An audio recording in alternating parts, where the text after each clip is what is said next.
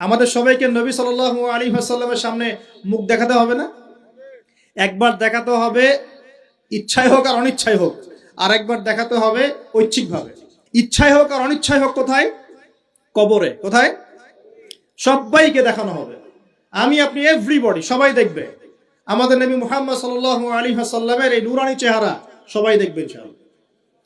আল্লাহ পাক প্রশ্ন করবেন, ফেরেশতাদের মাধ্যমে প্রশ্ন করাবেন, মান হাযার রাজুল বুইসা ফীকুম, এই ব্যক্তিকে যাকে তোমাদের কাছে পাঠানো হয়েছিল।